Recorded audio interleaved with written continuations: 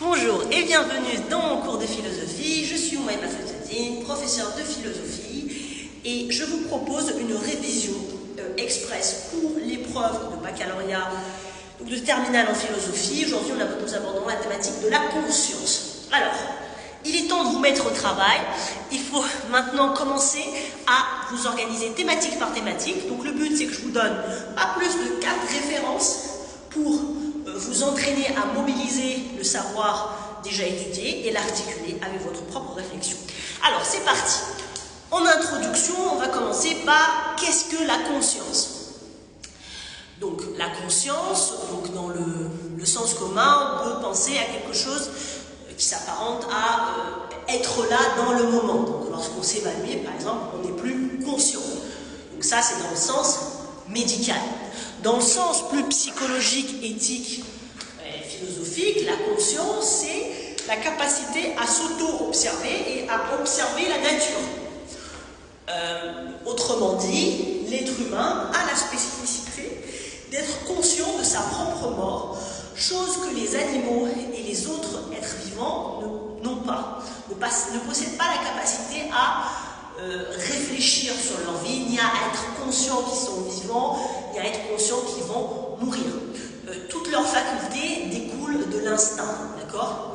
Lorsqu'on dit que les chiens sont intelligents, par exemple, ils ne le sont pas en réalité, ils ont une intelligence instinctive, alors qu'il n'est pas vraiment une intelligence, c'est une programmation génétique qui fait qu'ils sont futés, effectivement, quand vous les programmez à une tâche, ils la connaissent très bien, ils peuvent même la connaître mieux que vous, c'est comme un robot, un ordinateur. Ils n'ont pas de conscience, mais ils ont la capacité de fonctionner à l'instinct et à l'éducation, d'accord, à la domestication. L'esprit humain fonctionne différemment, c'est pour cela que l'esprit humain est supérieur aux autres êtres vivants de la nature, parce qu'il est capable d'observer la nature. C'est donc la nature qui s'observe elle-même. Alors, dans votre programme, vous avez à peu près, disons, 4 notions importantes. Donc, premièrement, il va falloir distinguer les types de conscience.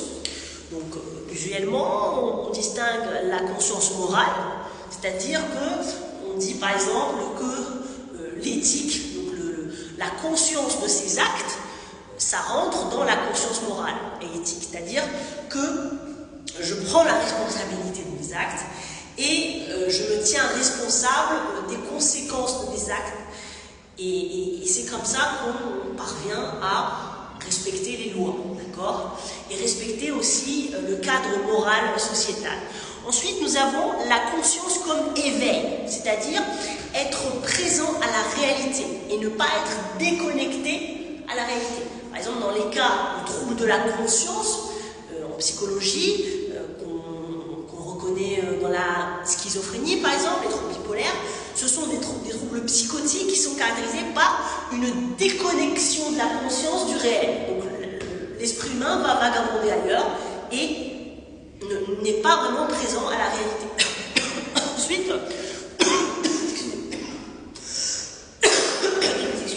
alors, la conscience comme savoir, par opposition à l'ignorance, donc je suis conscient de cette réalité, je suis conscient que la Terre n'est pas plate mais ronde, je suis conscient qu'il y a des égalités et injustices dans la vie, je suis conscient que la vie est éphémère, etc.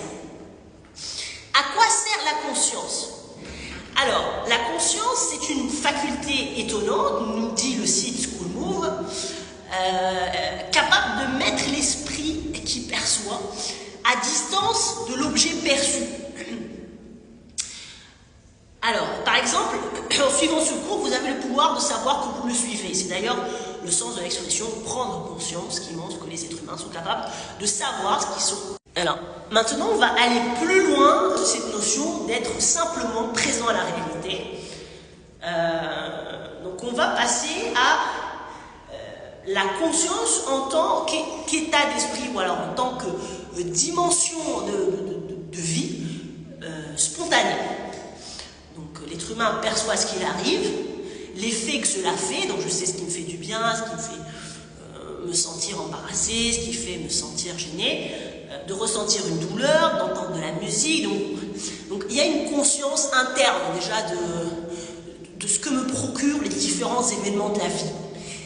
Et cette connaissance-là de soi, et cette conscience de soi, est très importante, par exemple, pour appréhender le monde du travail, pour appréhender ses relations aux autres, pour savoir quelles sont les situations dans lesquelles on se trouve bien, pour pouvoir les choisir notre trajectoire humaine et professionnelle. Alors, Aristote, maintenant on va passer à la documentation.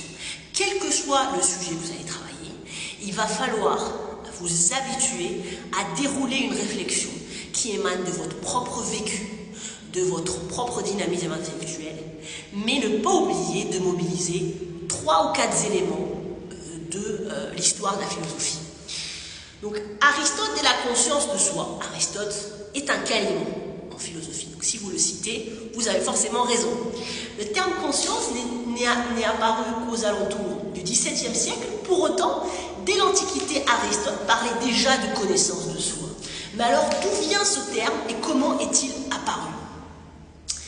Alors, dès l'Antiquité, et bien que le concept de conscience n'existe pas encore, Aristote propose une première approche de la connaissance de soi.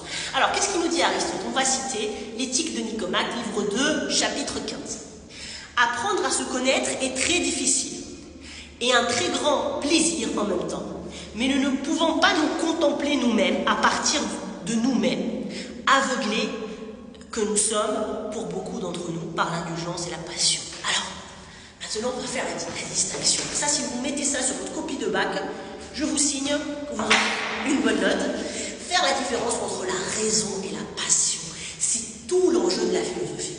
La philosophie, c'est la science de la sagesse, ou l'amour de la sagesse. C'est-à-dire qu'il faut pouvoir équilibrer entre son côté passionnel, donc on entend par là les émotions, et son côté raisonnable.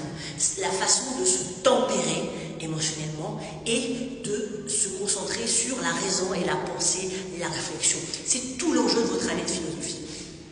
Donc, pour pouvoir équilibrer émotion et raison, nous ne devons pas nous laisser aveugler par ce filtre émotionnel qui, des fois, nous pousse à agir déraisonnablement. Alors, c'est ce qu'il nous dit.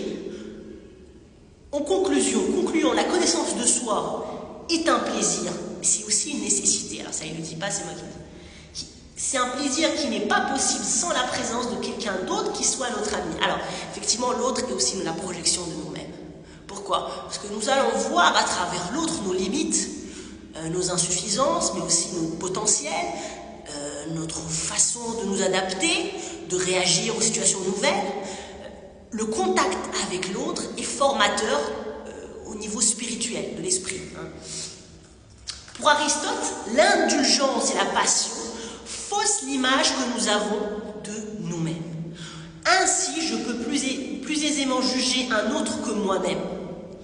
C'est pourquoi, pour me connaître, c'est d'abord connaître autrui. Et puis-je connaître mieux que mon ami? Cependant, la connaissance de soi chez Aristote, un concept assez éloigné du concept de conscience de soi que l'on utilise aujourd'hui.